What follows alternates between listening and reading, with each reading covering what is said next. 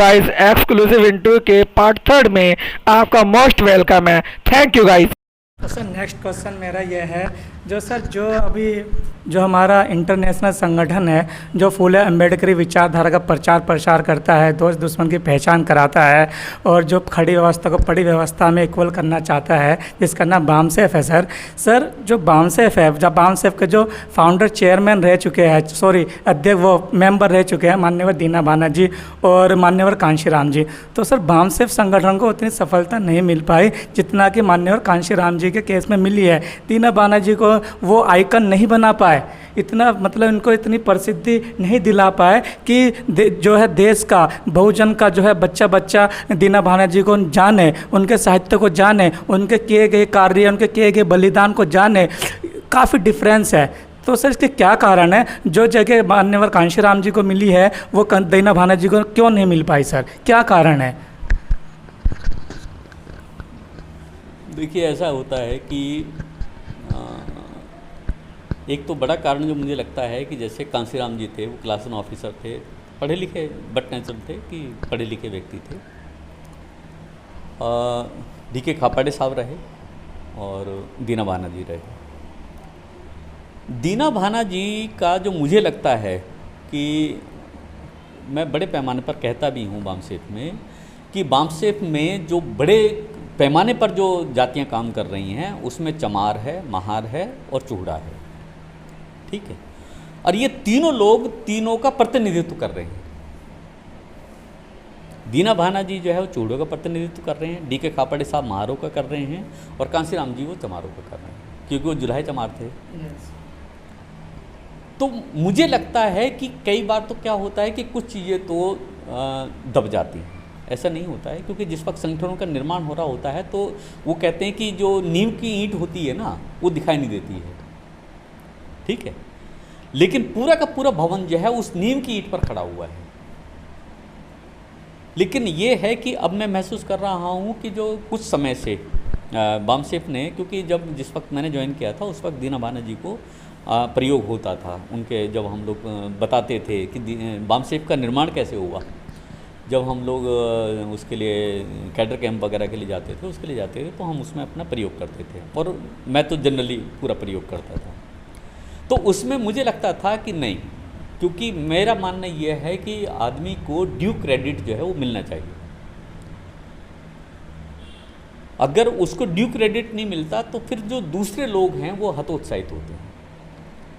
अगर उसने किसी भी व्यक्ति ने अगर किसी संगठन में 5 पैसे का काम किया तो उसे 5 पैसे का क्रेडिट तो मिलना चाहिए कि भाई इसने ये काम किया था।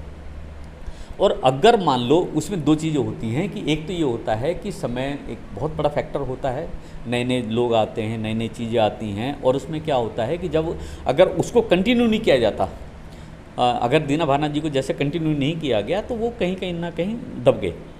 तो दूसरे लोग आते रहे, दूसरी चीज़ आती रही, दूसरी चीज़ें प्रभावी होती गई और उसमें ये रहा कि कांशीराम साहब के जो आप कह रहे हैं, कांशीराम साहब का भी इसलिए हुआ क्योंकि वो उन्होंने जो पॉलिटिकल विंग बनाई, पॉलिटिकल विंग बनने से जो बड़े तादाद में उनके फॉलोवर आए, जो उनके पास लोग आए, तो कांशीराम साहब जो है उसकी वजह से वो हीरो बन गए। खापाड़े साहब जो है इधर बामसेफ में काम करते रहे, तो इधर बामसेफ में उनका सतत कार्य रहा, उधर कांशीराम जी का सतत कार्य रहा। लेकिन कुछ समय के लिए दीना भाना जी जो सतत कार्य था उसमें नहीं साथ हो पाए। लेकिन ये भी रहा कि कांशीराम साहब ने जब दीना भाना जी से मुलाकात हुई तो उनको रिकॉग्नाइज किया।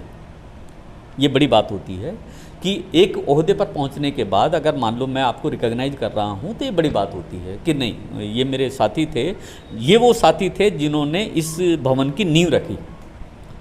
तो मुझे लगता है कि दीना भाना जी जो है वो आ रहे हैं, लोगों के बीच में आ रहे हैं और बड़े पैमाने पर जो है अब उनके जयंती है या उनका जो परिनिर्वाण है वो लोग मना रहे हैं और धीरे धीरे उनके विचार जो है वो लोगों के बीच में जा रहे हैं। वो दयाराम जी हैं हमारे उत्तराखंड से, तो उन्होंने उन पर किताब भी लिखी है दीना भाना जी पर, वो जो है मूल निवासी योद्धा करके। तो इस तरीके के अगर लोग आएंगे, क्योंकि मैंने पहले कहा कि जो हमारे जितने भी लेखक हैं, मैं सभी से कहता हूं कि जो चीज़ दबी रही हैं उसको उघाड़ने का काम जो है, जो हमारे नायक महानायिकाओं को दबा दिया गया है किसी भी वजह से, उनको उघाड़ने का काम जो है, जो अब जो नया लेखक वर्ग आया है, अगर वो नहीं करेगा तो ये काम किसका होगा। तो इस पर अगर काम करना है, क्योंकि ऐसा है कि वो जो रोमानी और जो रोमांटिक और ये सारी चीज़ें जो है ना, इसके करने के लिए बहुत सारे लेखक पड़े हैं और उनको वो काम करने देना चाहिए। लेकिन हमें अपने महानायक महानायिकाएं, हमारी स्थिति, हमारी सामाजिक स्थिति, राजनीतिक स्थिति और जो भी इस तरीके की स्थितियाँ बन रही हैं उस पर ज़रूर अपनी कलम चलानी चाहिए। और मैं ये कहता हूँ कि ये ज़रूरी नहीं कि आप बहुत अच्छे उसको लिखना जानते हों। मेरे एक साथी से बात हो रही थी, उन्होंने कहा कि आप स्क्रीन प्ले लिख लेंगे। मैंने कहा यार ऐसा है कि मैं लिखना तो नाटक भी नहीं जानता था नहीं क्या, लेकिन मैंने प्रयास किया तो मैं लिख लेता हूँ, थोड़ा थोड़ा जो है लिख लेता हूँ। तो जब आप प्रयास करेंगे तो वो होगा। और दीना भाना जी जो है अब हमारे आइकॉन जो है वो सामने लोगों के आ रहे हैं और लोग उनको एक्सेप्ट कर रहे हैं, ऐसा नहीं है। तो सर मेरा सेकंड लास्ट क्वेश्चन है सर, जो अभी जो ये कामगार समाज की बात हो रही है, वाल्मीकि कम्युनिटी की बात हो रही है सर, अब देखा जा रहा है सर, इसके अंदर सर काफ़ी एक्टिविस्ट निकल कर आ रहे हैं सामने, चाहे वो किसी भी क्षेत्र से हो सर, चाहे वो महिला हो, पुरुष हो, नौजवान हो, युवा हो, छात्र हो, छात्रा है। तो सर ये अपने महापुरुषों का लिटरेचर को पढ़कर सामने आ रहे हैं। लेकिन सर जो सोशल मीडिया है, जो बहुजन के यूट्यूबर है, जो जिनका काफ़ी अच्छा काम कर रहे हैं, वो वर्क कर रहे हैं, जिनका काम है, वो सर इन लोगों को तवज्जो नहीं देता है, उनके साथ ना तो किसी तरह का इंटरव्यू करता है, ना उनके द्वारा दिए गए कार्यों को, लिखे गए कार्य साहित्य को जनता के सामने रखता है अपने सोशल मीडिया के थ्रू। क्योंकि सर मेरा मानना है जो सोशल मीडिया का प्लेटफॉर्म मिला हुआ है वो हमारी बैकबोन है सर। क्योंकि सर जो मीडिया है, जो मुख्य धारा की मीडिया है, वो सर जो है सेंट्रल गवर्नमेंट की कठपुतली है। वैसे तो मीडिया को लोकतंत्र का चौथा स्तंभ कहा जाता है, लेकिन सही मायने में मीडिया सेंट्रल गवर्नमेंट कठपुतली है। तो इसलिए सर मेरा जो विश्वास है, मेरा जो बिलीव है वो सोशल मीडिया पर है। तो सर बहुजन जो वो है यूट्यूबर है सर, वो सर अपने जो इस कामगार कम्युनिटी के जो सर एक्टिविस्ट है, वेल विशर्स लोग हैं, साहित्यकार है, उनको सर अपने चैनल पर इंटरव्यू नहीं लेते हैं, ना उनकी वीडियो को जो है, इनके साहित्य को जनता तक नहीं पहुँचाते। क्या कारण है सर? ऐसा है जो आपने कहा ना कि जो मुख्य धारा का जो मीडिया है वो सरकार के या अपने आकाओं के इशारे पर चलता है, ऐसा नहीं है। मुझे लगता है कि अब बहुजन मीडिया भी उसी डर्रे पर चल गया है, क्योंकि वो ये देखता है कि मुझे कहाँ से ज़्यादा व्यूज़ मिलेंगे, कहाँ से ज़्यादा व्यूअर्स मिलेंगे, कहाँ से ज़्यादा लाइक्स मिलेंगे और कैसे मेरा चैनल जो है ना उसके सब्सक्राइबर बढ़ेंगे। तो उसमें ये लग रहा है कि अगर वो बड़ी खबर जो बनती हैं उस बड़ी खबर को कवरेज देने के लिए ज़्यादा तत्पर रहते हैं। अब हम लोग भी जनरली जाते हैं, लोग मिलते भी हैं, मीडिया वाले भी मिलते हैं, अच्छा आइए कैलाश जी आइए, चलिए कुछ बात कर लेते हैं। भाई कर लो, कुछ दिखाते हैं कुछ नहीं दिखाते हैं, तो उसमें क्या है कि हम लोगों को फ़र्क नहीं पड़ता, क्योंकि यहाँ काम करने के लिए आपके पास ये हमेशा आप ध्यान रखिए कि आप काम करिए, मेरा इसमें बिलीव है, आप काम करिए, आपको चमकने के लिए उसके लिए किसी उसकी ज़रूरत नहीं रहेगी। अगर आप ठोस काम करेंगे तो आपके काम को रिकॉग्निशन मिलेगी, वो भले ही बाद में मिले। क्योंकि उसमें क्या है कि अभी मान लो मेरे को बहुजन मीडिया बहुत दिखा रहा हो, वो कर रहा हो, और मैं कर कुछ नहीं रहा, तो उसे क्या करूँगा मैं? तो जो हमारे बहुजन मीडिया जितना दिखा रहा है, जितना वो कर पा रहा है, या सोशल मीडिया पर जो हमारे आ रहे हैं, तो मुझे लगता है कि एक तो उनकी अप्रोच का मामला है कि वो ये नहीं कर पा रहे कि उस क्षेत्र में वो फला आदमी जो है कुछ कार्य कर रहा है। कुछ लोग हैं जो सामने आ जाते हैं, क्योंकि जैसे बामसेप में रहा हूँ मैं, तो बामसेप में तो फिर ऑल इंडिया लेवल पर हम लोग रहते हैं और लोग पहचानते हैं, चेहरों को पहचानते हैं। तो उसमें क्या है कि वो आपके लिए आसान रहता है कि आप पकड़ लेंगे कि अरे आ जाओ, आप आ जाओ, ठीक है। लेकिन एक आदमी ऐसा है कि जो अभी बामसेप से या मूल निवासी संघ से या दूसरे जो हमारे ऑफशूट विंग हैं उनसे नहीं है, या कोई इतने बड़े उसमें नहीं है कि जिसको जो है वो मीडिया सोचे कि यार इसको कवरेज करना चाहिए। तो उसमें क्या होता है कि जो जैसे आप यूट्यूब चैनल चला रहे हैं तो उसके माध्यम से लोगों के सामने लाइए। तो उसमें क्या है कि जब वो सामने आएंगे लोगों के, तो फिर दूसरे के मन में भी जिज्ञासा होगी कि अरे यार नहीं, मैं इनको करना चाहिए। आप मतलब इसको ये देखिएगा कि वीरांगना झलकारी बाई मैंने नाटक लिखा, तो उसको मैंने लॉन्च किया मंडी हाउस में, श्री राम सेंटर बड़ा ऑडिटोरियम है, तो उसके सामने हम लोगों ने कहा कि वहाँ रखेंगे, क्योंकि ये कोरोना वोरोना का काल चल रहा है, ऑडिटोरियम वगैरह मिलते नहीं है। तो एक मेरे साथी थे, एक मैं था, हमने कहा कि यार उनका भी नाटक था, मेरा भी नाटक था, हमने कहा वहाँ लॉन्च करेंगे। तो वहाँ आप यकीन करिएगा कि जिनको मैंने बुलाया था, जो 2-4 साथी मेरे को जानते थे, वो तो आए मीडिया के लोग जो है, वहाँ एक वैसे मीडिया वाले घूम रहे थे, उन्होंने भी कवरेज दी। उन्होंने कहा यार हमें तो मालूम भी नहीं था, वो बल्कि वो कहते हैं मैं तो झांसी से ही हूँ। जहाँ की झलकारी बाई का कहते कि आपने, कह रहे आप झांसी से हैं, मैंने कहा यार मैं तो दिल्ली से हूँ भाई, नहीं क्या। तो ऐसा नहीं है कि उनको लगता था कि झांसी की उसके लिए, झलकारी बाई के लिए तो झांसी का ही कोई लिखेगा, तो वो नहीं है। हमारे सज्जन क्रांति एक साथी हैं मथुरा के जो है, उन्होंने मदारी मेहतर लिखा है। मदारी मेहतर वो कैरेक्टर है जिन्होंने शिवाजी को औरंगजेब की कैद से निकाला था, किसी को नहीं मालूम, लेकिन उन्होंने खोज की, उस पर काम किया, तो मदारी मेहतर उन्होंने लिखा। तो लोग कर रहे हैं, और मीडिया जो है, मैं मीडिया से ये उम्मीद करूंगा कि थोड़ा सा वो क्यूरियोसिटी जगाए अपने अंदर जो है, क्योंकि अगर मान लो उन्होंने जो उनके गिने चुने चेहरे हैं या गिने चुने लोग हैं, अगर उसी को वो करेंगे तो थोड़ा सा जो है नाइंसाफ़ी तो होगी नए लोगों के लिए। तो सर मेरा लास्ट क्वेश्चन है सर, जो कामगार जो समाज है, बंगी या वाल्मीकि जिसको नाम से जी भी जाना जाता है सर, उनका जो है बौद्धिक या शैक्षिक विकास आज तक नहीं हो पाया है। आज जो है आज़ादी मिले कई दशक हो गए हैं, तो सर ये क्या कारण है कि इनका शैक्षिक विकास नहीं हो पाया है? इनमें काफ़ी जो है वेल एजुकेटेड लोग भी पाए जाते हैं, वेल विशेष लोग भी पाए जाते हैं, फिर भी जो है यहाँ के नौजवानों का या फिर शैक्षिक विकास नहीं हो पाया। क्या कारण है सर? ये हाशिए पर ही जा रहे हैं, ये समाज में जो मुख्य धारा में नहीं आ पा रहे हैं। देखिए ऐसा है कि जहाँ तक मैं समझता हूँ इस बिरादरी के बारे में, जो जज्बा हम लोगों के अंदर था, जिस वक्त हम लोग 60 के दशक में या 70 के दशक के लोग थे, हमारे अंदर होड़ थी आगे निकलने की, पढ़ने की होड़ थी, साधन नहीं थे।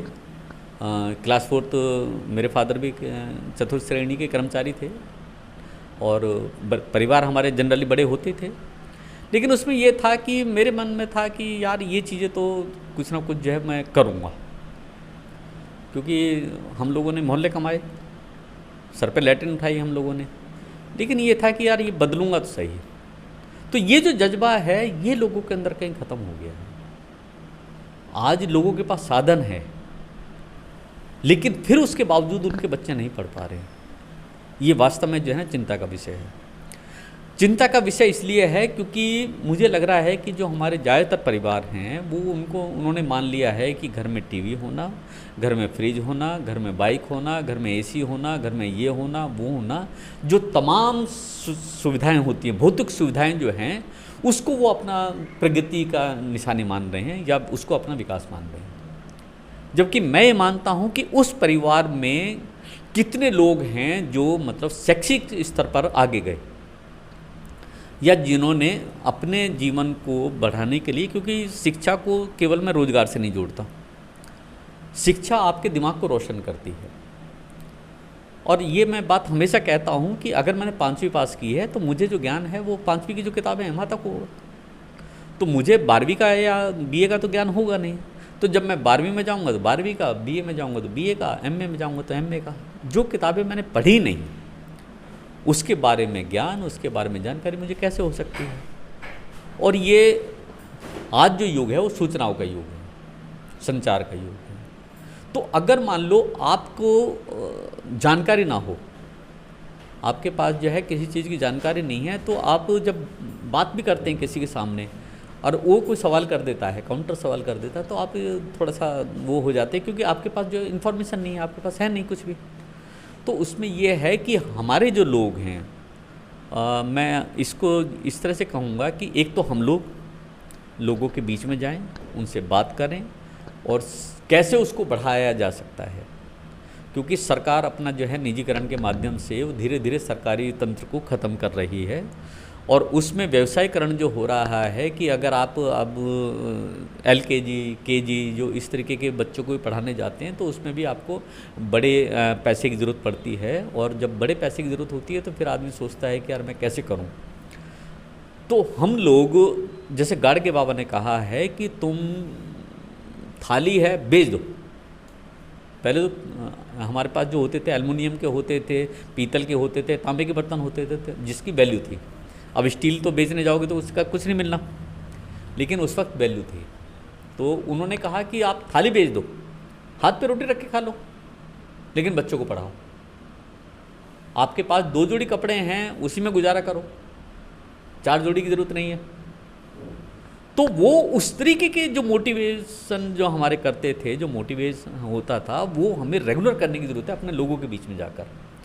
अगर हम लोग ये नहीं करते हैं, देखिए क्या है कि जनरली हम लोग जब मिलने भी जाते हैं, ये बात जो हमारे जो जाटो भाई हैं, जो बड़े भाई जिनको मैं बड़े भाई कहता हूँ, तो वो बड़े भाइयों के यहाँ जाएंगे तो आपको एक अलग तरीके का माहौल मिलेगा। वहाँ क्या है कि जब वो लोग दावत में भी आ रहे हैं तो दावत में भी चर्चा कर रहे हैं। ये नहीं है कि वो वहाँ खाली बैठ जाएंगे कि भाई चलो वो अब कुछ खाने के लिए क्या आ रहा है या उसके लिए क्या आ रहा है, वो वहाँ भी चर्चा शुरू कर देते हैं। तो अब हमें लगता है कि अगर हम कहीं जा रहे हैं, जब मैं हमेशा बात कहता हूँ कि जब मैं अपना कैडर करता था या मैं प्रबोधन करता था, तो मैं उनसे कहता था कि देखिए ऐसा है, मैंने आपको 100 बातें कही होंगी, उसमें से अगर 10 बातें भी आपको अच्छी लगें, मैं ज़्यादा की नहीं कह रहा, 10 बातें भी अच्छी लगी, तो उनको आप अपने चाचा, ताऊ, मामा, फूफा जो भी अपने साथी हैं, चलो दूसरों को आप नहीं कह सकते, लेकिन उनको तो कह सकते हो। किसी के घर पे आप जा रहे हो, 10 मिनट के लिए जा रहे हो, तो 10 मिनट के लिए भी आप अगर जा रहे हो तो आपको पानी देगा, कम से कम चाय वाय के लिए भी पूछ लेता है।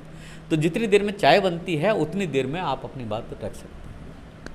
तो ये जो हम लोग कहते हैं ना हमारे पास समय नहीं है, मुझे लगता है कि पूरे विश्व में जितने भी लोग हैं, वो प्रधानमंत्री हो या चपरासी हो, सबके पास 24 घंटे हैं। कोई ऐसा व्यक्ति नहीं है जो ये कह दे कि 24 घंटे 1 मिनट मेरे पास फालतू है। लेकिन वही समाज है जो आगे बढ़ रहे हैं, क्योंकि वो निरंतर कार्य कर रहे हैं। तो मैं यही चाहूँगा कि जो भी हमारे प्रबुद्ध लोग हैं, जो हमारे समाज के लोग हैं, वो अपनी ड्यूटी को समझें, और अगर ड्यूटी को समझते हैं तो अपने लोगों के बीच में जाएं, क्योंकि वो बाबा साहब का हुक्म भी है। और अगर आप बाबा साहब को मानने वाले हैं तो ये आपकी नैतिक दायित्व बनता है, नैतिक कर्तव्य बनता है कि आप लोगों के बीच में जाएं और लोगों से अपनी बात कहें। अभी तो ये लगाइए कि वो आपको हो सकता है नेगलेक्ट भी करें, वो भी करें, लेकिन आप अगर कंटिन्यू उस प्रोसेस को रखेंगे तो लोग समझते हैं और लोगों की समझ में आता है, तो फिर लोग उसको स्वीकार भी करते हैं। और मुझे मान रहे हैं कि वो बाबा साहब के कोटेशन का है कि मैं अपनी बात शायद ख़त्म करना चाहूँगा, क्योंकि अगर वो ये कहते हैं कि वो शिक्षा शेरनी का दूध है, तो वैसे क्यों ना कहते हैं। ये जो हम दहाड़ रहे हैं या जो हम बोल रहे हैं, वो इसी के तो वजह से बोल पा रहे हैं। और नहीं तो कितने लोग हैं, तुम बैठा दो यहाँ चैनल पर, उस पर जो है कितनी बातें बता पाएंगे। तो इसमें यह है कि मैं ये मानता हूँ कि हमें भी अपना कर्तव्य पूरा करना चाहिए। हमें बिरादरी में अगर ब्राह्मण है, ब्राह्मण किसी भी पद पे होगा, लेकिन वो अपनी बिरादरी को कभी भी नहीं छोड़ता। लेकिन इस बिरादरी की विडंबना है कि जैसे हम पदाधिकारी बनते हैं, अधिकारी बनते हैं, सबसे पहले हम अपनी बिरादरी को छोड़ते हैं। तो ये दुख है। और अगर मान लो हम किसी से कुछ सीखते हैं, आप किसी से भी कुछ सीख सकते हैं, सीखने के लिए कोई अलग से वो उसकी ज़रूरत नहीं होती है, हर चीज़ से सीखा जा सकता है। आपके सीखने के अंदर जो है आपकी जिज्ञासा हो कि मैं इससे कुछ ग्रहण करना चाहता हूँ, तो हर चीज़ से ग्रहण किया जा सकता है। तो मैं सिर्फ यही मैसेज करना चाहूँगा अपने लोगों के लिए कि आप चाहे अधिकारी बन जाएं, चाहे पीएम बन जाएं, चाहे सीएम बन जाएं, कुछ भी बन जाएं, लेकिन अपने लोगों को ना छोड़ें। क्योंकि ये बाबा साहब भी कहते हैं कि मैं किसी भी स्थिति में रहा, किसी पोजीशन में रहा, मैंने कभी अपने लोगों का साथ नहीं छोड़ा। तो अगर हम अपने लोगों के साथ, अपनी बिरादरी के लोगों के साथ, अपने समाज के लोगों के साथ, जिसे हम मूल निवासी बहुजन समाज कहते हैं, अगर उसके साथ हम लोग लगे रहेंगे तो मुझे लगता है कि एक दिन हम ज़रूर सफल होंगे, ऐसी मेरी आशा है। सर आपका बहुत बहुत साधुवाद, आपने अपना बहुमूल्य समय मुझको दिया। Thank you sir. फ्रेंड, अगर आप मेरे चैनल पर नए हो कनेक्ट विद विकास पर, तो आप मेरे चैनल को सब्सक्राइब और वीडियो को लाइक करना ना भूलें, ताकि आपको मेरी आने वाली वीडियो का नोटिफिकेशन मिल सके। और फ्रेंड, अगर आप ये वीडियो फेसबुक पेज पर देख रहे हो तो प्लीज़ वीडियो को लाइक करें। Thank you so much.